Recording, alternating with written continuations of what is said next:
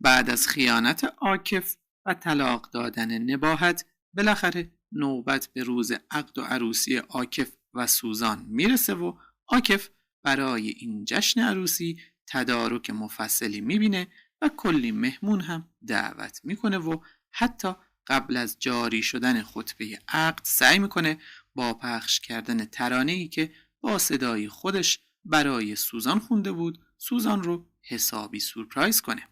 اما هنگامی که این کلیپ توی مانیتور بزرگ وسط سالن عروسی پخش میشه، همگی در کمال تعجب میبینن که کلیپی از عکس‌های عاشقانه عاکف و نباهت به همراه شعرها و جملات عاشقانه عاکف که برای نباهت خونده بود پخش میشه و سالن عروسی رو به سکوت مرگباری فرو میبره، تا جایی که حتی سوزان با پرت کردن گل‌های روی میز عقد جشن عروسی رو رها میکنه و با لباس عروس از سالن خارج میشه و میره.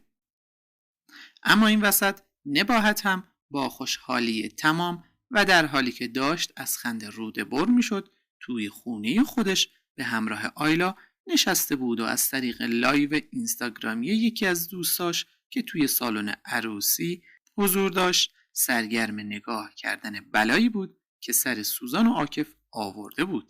اما در همین حین هاریکا متوجه این دوست نباهت و لایو گرفتنش برای نباهت میشه و فوراً عاکف و سوزان رو در جریان نباهت و نقشه کثیفش میذاره،